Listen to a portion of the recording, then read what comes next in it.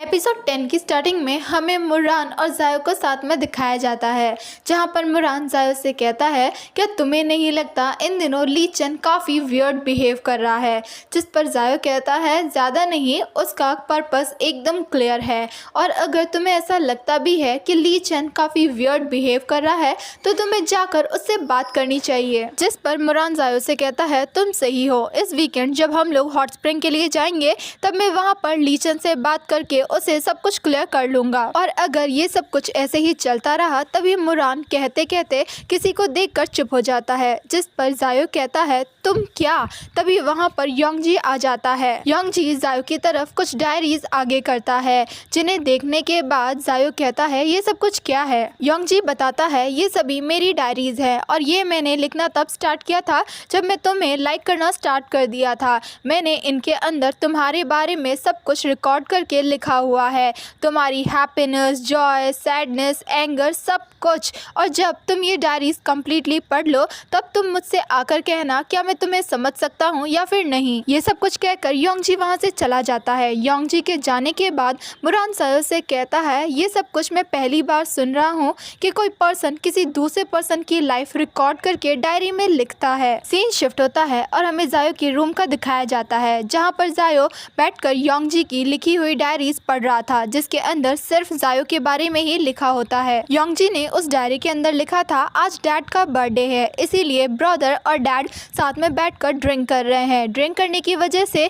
जायो का face fleshy red हो चुका है और वो बहुत ही ज्यादा क्यूट लग रहा है। मैं ब्रदर से पूरी तरीके से ऑब्सेस्ड हो चुका हूँ। ब्रदर ने 3.5 ग्लास ड्रिंक किया है, जिसे पढ़ने के बाद जायो को पता चल जाता है। इसी वजह से योंगजी को उसका अल्कोहल टॉलरेंस लेवल पता है। इन दिनों ब्रदर काफ़ी ज़्यादा खुश दिखाई दे रहे हैं। एवरी सेकंड एवरी मिनट वो हमेशा स्माइल करते ही रहते हैं। मैं इसे फील कर सकता हूँ, उन्हें डेफिनेटली किसी से प्यार हो गया है। इसीलिए ब्रदर ने जिससे वो प्यार करते हैं उसके लिए एक ब्लू शर्ट खरीदी है और मैं भी उस ब्लू शर्ट को लेना चाहता हूँ, लेकिन इस टाइम पर सिर्फ मैं स्काई की तरफ ही देख रहा हूँ बिकॉज मैं उस शर्ट को लेने में अनेबल हूँ। जायो की कुकिंग स्किल्स बिल्कुल भी अच्छी नहीं है। उन्होंने काफ़ी टाइम पास्ता बनाने का ट्राई किया है लेकिन वो हमेशा ही फेल हो जाते हैं। मैं फ्यूचर में उनके लिए कुकिंग ज़रूर सीखूंगा।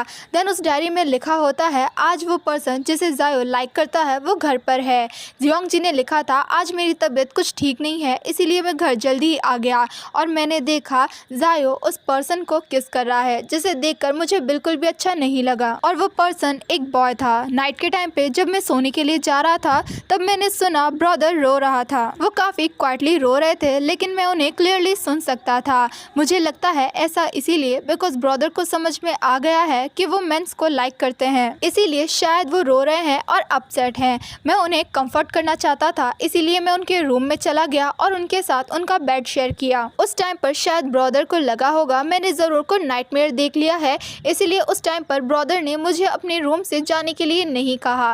ब्रदर ने मुझे हक किया और स्माइल करते हुए मेरे हेड को पेट करने लगे। जायो उस डायरी में अपने बारे में इतना सब कुछ पढ़कर रोने लग गया था बिकॉज वो इस टाइम पर काफ़ी ज़्यादा इमोशनल हो गया था बिकॉज योंगजी ने जायो के बारे में उस डायरी में डिटेल में सब कुछ लिखा हुआ था, जो कुछ भी जायो की लाइफ में अब तक हुआ। मैं जानता हूँ ब्रदर किसी पर्सन को अपने साथ चाहता है। देन जायो उस डायरी को रख देता है और वो योंगजी के सेकेंड ईयर कॉलेज की डायरी को पढ़ने लगता है, जिसमें जायो के घर से मूव आउट होने के बारे में लिखा होता है। जायो ने कहा था वो घर से मूव आउट होना चाहता है, जिस पर डैड को ऑब्जेक्शन था, यहाँ तक कि मॉम ने भी जायो को सपोर्ट नहीं किया। जायो उस टाइम पर टॉर्न दिखाई दे रहा था, जो कि मुझे बिल्कुल भी अच्छा नहीं लगा। इसीलिए मैंने कहा मुझे जायो का रूम चाहिए बिकॉज वो बहुत ही ज़्यादा बड़ा है। मैं मिडिल स्कूल में जाने वाला हूँ और वहाँ पर वर्कलोड काफ़ी ज़्यादा होता है, इसीलिए मुझे एक बड़ा डेस्क चाहिए। मैं उस टाइम बहुत ही ज़्यादा गुस्सा हुआ, यहाँ तक कि मॉम ने मुझे स्लैप भी किया, लेकिन फिर भी मैंने ट्रबल क्रिएट करना कंटिन्यू रखा। आज डैड ने फाइनली मुझसे प्रॉमिस किया जायो का रूम मुझे मिल जाएगा और अब जायो घर से मूव आउट हो सकता है और इस तरीके से शायद जायो की सैडनेस थोड़ी सी कम हो सके। जायो ये सब कुछ पढ़कर बहुत ही ज़्यादा इमोशनल हो गया था और उसे फाइनली समझ में आ गया था योंगजी ने बचपन से लेकर अब तक उसके लिए बहुत सारे एफर्ट्स किए हैं। नेक्स्ट मॉर्निंग मुरान जायो से पूछता है क्या वो लास्ट नाइट अच्छे से सो पाया, जिस पर जायो कहता है वो ठीक था। तभी वहाँ पर ली चेन एक कार को लेकर आता है जिसे उसने आज के लिए बोरो किया था। मुरान जब उस कार को देखता होता है तो वो ली चेन से कहता है ये कार काफ़ी अच्छी है और राइडेबल है, और वो उन लोगों को वहाँ से चलने के लिए कहता है, जिस पर जायो मुरान को रोक देता है और कहता है वो थोड़े टाइम के लिए रुक जाए क्योंकि योंगजी ही शायद आने वाला होगा। जिस पर ली चेन कहता है क्या वो किड भी हमारे साथ आने वाला है, जिस पर जायो कहता है मैंने उसे हम लोगों के साथ आने के लिए इनवाइट किया है। तभी वहाँ पर योंगजी आ जाता है और वो जायो के पास जाकर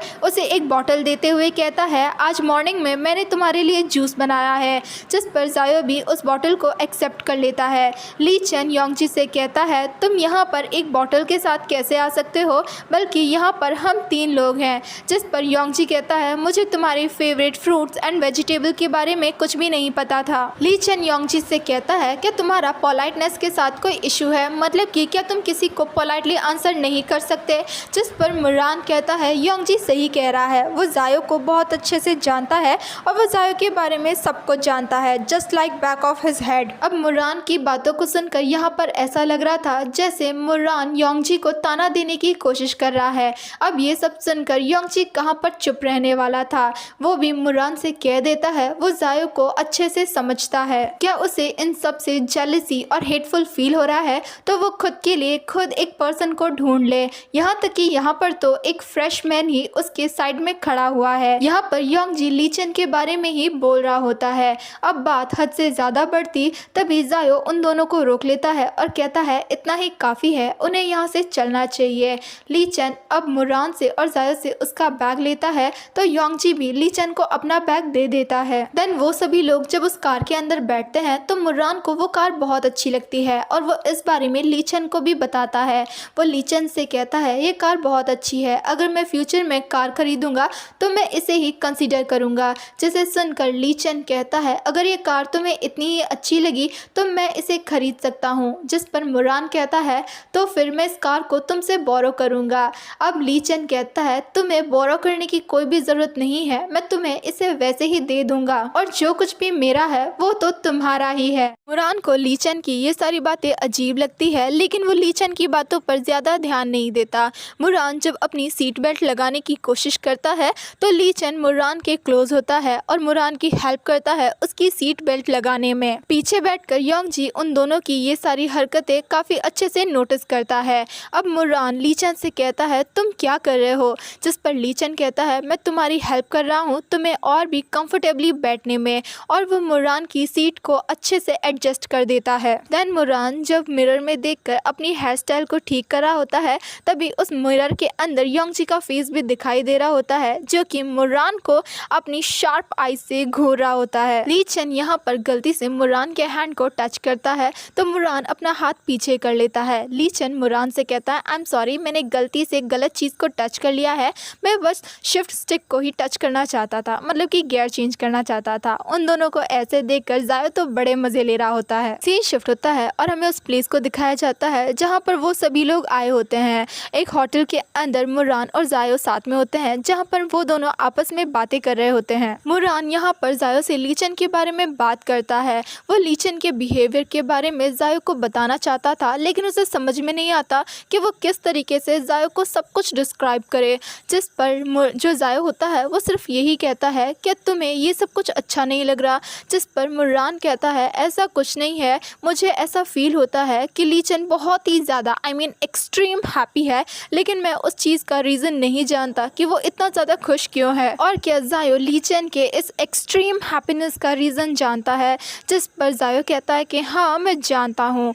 अब मुरान जायो से पूछता है आखिर वो क्या है, जिस पर जायो कहता है ली चेन जिस चीज़ को लेकर खुश है अगर ली चेन खुद उस बात को तुम्हें बताए तो ज़्यादा अच्छा होगा। एनीवे ली चेन तुम्हारे साथ कुछ करना चाहता है। अब मुरान ये सब सुनकर बहुत ही ज़्यादा कंफ्यूज होता है, आखिर ली चेन उसके साथ क्या करना चाहता है और वो इस बारे में काफ़ी ज़्यादा सोचने लगता है। बाद में मुरान एक कंक्लूजन पर पहुंचता है जिस बारे में वो जायो को बताता है। मुरान जायो से कहता है शायद ली चेन मुझे कंपनसेट करने की कोशिश कर रहा है बिकॉज ली चेन ने पहले मुझे प्लेग की तरह ट्रीट किया है और अब ली चेन को फिजिकल होना कुछ ज़्यादा ही अच्छा लगता है, तो शायद ये ली चेन के कंपनसेट करने का एक तरीका हो। देखने पर ऐसा लगता है ली चेन पिछली बातों को भुलाकर एक न्यू स्टार्टिंग करना चाहता है और उसे रियलाइज़ हो गया है गुड फ्रेंडशिप बहुत ही ज़्यादा वैल्यूएबल होती है।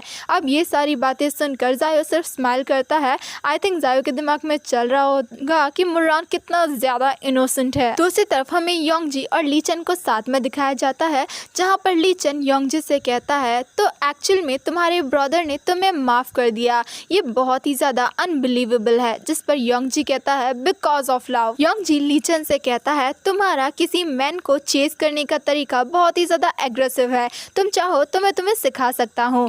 अब ये सुनकर ली चेन को समझ में नहीं आता आखिर योंगजी उसके लिए इतना ज़्यादा काइंड क्यों बन रहा है, और वो योंगजी से आखिर में ये पूछ ही लेता है। योंगजी यहाँ पर साफ साफ बता देता है बिकॉज वो नहीं चाहता है जायो और मुरान दोनों एक दूसरे के ज़्यादा क्लोज हो। अब ली चेन यहाँ पर योंगजी से कहता है तुम उन दोनों को उनके नाम से बुलाने लगे हो। योंगजी यहाँ पर ली चेन से दोबारा से कहता है तुम्हें मेरी हेल्प चाहिए या फिर नहीं। अब ली चेन इतने अच्छे प्रपोजल को भला कैसे ठुकराता, इसीलिए वो योंगजी की हेल्प के लिए रेडी हो जाता है। योंगजी यहाँ पर साफ साफ ली चेन को कह देता है तुम्हें बिना किसी आर्ग्यूमेंट के मेरी सारी बातें माननी होगी, जिसके लिए ली चेन भी ओके कर देता है। मुरान उन लोगों के रूम की कार्ड की लेकर आता है, लेकिन प्रॉब्लम ये होती है रूम सिर्फ 2 होते हैं और उन लोगों को आपस में रूम शेयर करना था। कौन पर्सन किसके साथ अपना रूम शेयर करेगा। तभी जायो सोचने लगता है ली चेन मुरान को चेस करना चाहता है, तो उन्हें ली चेन की हेल्प करने के लिए मुरान और ली चेन को एक ही रूम शेयर करने देना चाहिए। लेकिन जायो योंगजी के साथ अपना रूम शेयर करना नहीं चाहता था। योंगजी तभी मुरान के पास आता है और उसके हाथ से कार्ड कीज ले लेता है। वो एक कार्ड की जायो और मुरान को देता है, ये कहते हुए तुम दोनों आपस में रूम शेयर कर लेना और मैं और ली चेन दोनों साथ में रूम शेयर कर लेंगे। ये सुनकर ली चेन पहले तो शॉक हो जाता है, लेकिन बाद में कहता है ठीक है मुझे कोई प्रॉब्लम नहीं है। देन वो सभी लोग अपनी रूम की तरफ जाने लगते हैं। ली चेन जब अपने रूम में आता है तो उसे वो रूम बहुत ही ज़्यादा अच्छा लगता है। ली चेन यहाँ पर योंगजी को टीज करते हुए कहता है क्या योंगजी रात के टाइम पे स्नोरिंग या फिर अपने दांतों को ग्राइंड करता है, जिस पर योंगजी भी कह देता है हाँ, और बहुत ही तेज़ आवाज़ में। जिस पर ली चेन कहता है कोई भी प्रॉब्लम नहीं है बिकॉज मैं भी करता हूँ। ली चेन अब योंगजी से कहता है ऑनेस्टली तुमने मेरे और मुरान के रूम को सेपरेट कर दिया है, तो नेक्स्ट स्टेप अब क्या होगा। जिस पर योंगजी कहता है अब नेक्स्ट स्टेप डायरेक्ट अटैक होगा, तुम्हें मुरान पर डायरेक्ट अटैक करना है और बिल्कुल भी मर्सी मत दिखाना। ली चेन योंगजी से कहता है मुझे तुम्हारा ये स्टाइल काफ़ी अच्छा लगा और मैंने मुरान पर अटैक करने की ऑलरेडी एक अच्छी अपॉर्चुनिटी देख ली है। योंगजी ली चेन से कहता है अगर मैं तुम्हारी जगह होता तो मैं मुरान को डायरेक्टली हॉट स्प्रिंग जाने के लिए ऑलरेडी पूछ लिया होता। सीन शिफ्ट होता है और हमें मुरान का दिखाया जाता है जो कि जायो से कह रहा था किसने सोचा था योंगजी हम दोनों को एक ही रूम में साथ में स्टे करने देगा। जिस पर जायो कहता है राइट। जायो कहता है मुझे लगा योंगजी मेरे साथ स्टे करने के लिए काफ़ी इंसिस्ट करेगा, और अगर ऐसा कुछ होता तो मुझे समझ में नहीं आता कि उस टाइम पर रियली में एक्चुअल में मैं क्या करता। ये सब कुछ देखने पर ऐसा लगता है ये योंगजी का कंसिडरेट साइड है। देन हमें ली चेन को मुरान के साथ दिखाया जाता है, जहाँ पर ली चेन मुरान को इस होटल के हॉट स्प्रिंग के बारे में बता रहा होता है। ली चेन मुरान से कहता है मैंने इस होटल के बारे में काफ़ी रिसर्च की है और मुझे पता चला है यहाँ के हॉट स्प्रिंग के बाहर एक बहुत बड़ी ग्लास विंडो लगी हुई है। तुम सपोज कर सकते हो उससे व्यू कितना ज़्यादा अमेजिंग दिखता होगा। मुरान कहता है मैं ऑलरेडी जानता हूँ बिकॉज मैंने ही उस होटल को बुक किया है। जिस पर ली चेन कहता है हाँ तुमने काफ़ी अच्छा प्लेस बुक किया है। अब हमें ली चेन और मुरान दोनों को चेंजिंग रूम में दिखाया जाता है, जहाँ पर मुरान ली चेन से कहता है हम काफ़ी जल्दी हॉट स्प्रिंग जा रहे हैं। जिस पर ली चेन कहता है ये टाइम ही काफ़ी अच्छा होता है बिकॉज इस टाइम पर काफ़ी कम लोग होते हैं और काफ़ी ज़्यादा कंफर्टेबल भी होता है। और क्या मुरान तुम मुझसे बात नहीं करना चाहते। अब ली चेन मुरान से उसका हैंड देने के लिए कहता है, जिस पर मुरान ली चेन से कहता है क्या। ली चेन मुरान के हैंड को लेकर अपने चेस्ट पर रखता है, जिसकी वजह से मुरान काफ़ी ज़्यादा शॉक होता है। ली चेन मुरान से कहता है क्या तुम इसे फील कर सकते हो, मेरा चेस्ट आखिर इतना टाइट और फुल कैसे हो सकता है। और ली चेन मुरान के हैंड को लेकर अपने होल चेस्ट पर उसे फहराने लगता है। मुरान कुछ टाइम के बाद ली चेन से अपने हैंड को छुड़ा लेता है। ली चेन मुरान से कहता है तुम इसे दोबारा से टच कर सकते हो, मुझे कोई भी प्रॉब्लम नहीं होगी। मुरान कहता है इसकी कोई भी ज़रूरत नहीं है। अब ली चेन मुरान से कहता है क्या तुम तुम इतना ज़्यादा शाय हो रहे हो? क्या तुम्हारी वो चीज़ एक्चुअल में इतनी ज़्यादा छोटी है? मुरान को लीचन की ये सारी बातें सुनकर बहुत ही ज़्यादा गुस्सा आता है, तो वो लीचन से कहता है कौन छोटा है? तुम छोटे, तुम्हारा पूरा खानदान छोटा। जिस पर लीचन हंसते हुए मुरान से कहता है ठीक है, अब इतना गुस्सा मत करो, मैंने ऑलरेडी वो देख लिया है, क्या तुम भूल चुके हो? दूसरी तरफ हमें योंगजी और जायो को साथ में दिखाया जाता है, जहाँ पर जायो योंगजी को उसकी डायरीज वापस करता है, जिस पर योंगजी जायो से कहता है क्या तुमने इन डायरीज को कम्प्लीटली पढ़ लिया है? जिस पर जायो कहता है नहीं, लेकिन मुझे तुम पर ट्रस्ट है कि तुम मुझे अच्छे से समझते हो, तुम मेरी सैडनेस के बारे में जानते थे, चाहे वो घर छोड़ने से पहले थी या फिर मेरी फर्स्ट किस होने के बाद। तुमने मेरी सभी सैडनेस को अच्छे से समझा। क्या तुम खुश नहीं हो? तुम्हारे साथ क्या हुआ है? मैंने कहा तुम मुझे अच्छे से समझते हो, क्या मैंने ये गलत कहा? और या फिर तुम इसीलिए अपसेट हो बिकॉज मैंने अपने फर्स्ट किस के बारे में तुम्हें अभी बोला? तुम इतना ज़्यादा गुस्सा क्यों हो रहे हो? जिस पर योंगजी डायरेक्टली कह देता है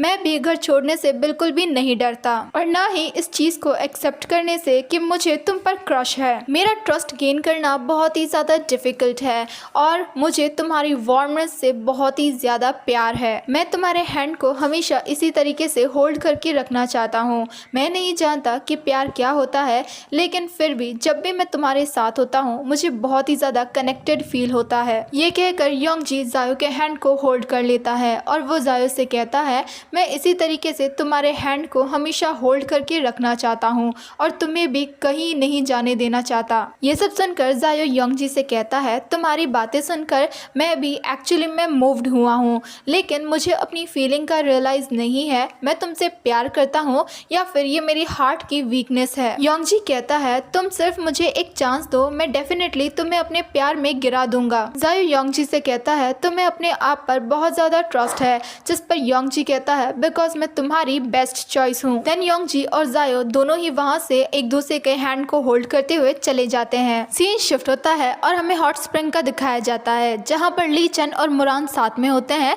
लीचन मुरान के पास आता है और वो मुरान की बैक को काफ़ी वियर्ड वे में टच करने लगता है, जिसे मुरान भी नोटिस कर लेता है। मुरान लीचन से पूछता है आखिर तुम क्या कर रहे हो? लीचन मुरान की बैक की तारीफ करते हुए कहता है तुम्हारी बैक काफ़ी ज़्यादा स्मूथ है, इनफैक्ट तुम्हारी बैक से तो लाइट भी रिफ्लेक्ट हो जाती है, इसीलिए बस मैं टच करके फील करना चाहता था। मुरान लीचन से कहता है अगर तुम मुझे टच करना चाहते हो तो तुम मुझे ओपनली भी टच कर सकते हो, तुमने इतना वियर्ड वे में टच क्यों किया? जिस पर लीचन कहता है ठीक है, मैं इसके लिए तुम्हें होल्ड करके रखूंगा और तुम्हें ओपनली ही टच करूंगा। ये कहते हुए लीचन मुरान को काफ़ी वियर्ड वे में टच करने लगता है, जिसकी वजह से मुरान काफ़ी ज़्यादा अनकंफर्टेबल हो जाता है और वो लीचन से दूर हट जाता है। मुरान लीचन से कहता है शायद हमें बात करने की ज़रूरत है, जिस पर लीचन भी कहता है हाँ मुझे भी तुम्हें किसी बारे में कुछ बताना है। देन हमें उन दोनों को साथ में दिखाया जाता है, जहाँ पर लीचन मुरान से कहता है तुम पहले कहो, वरना मुझे डर है कहीं मेरे कुछ कहने के बाद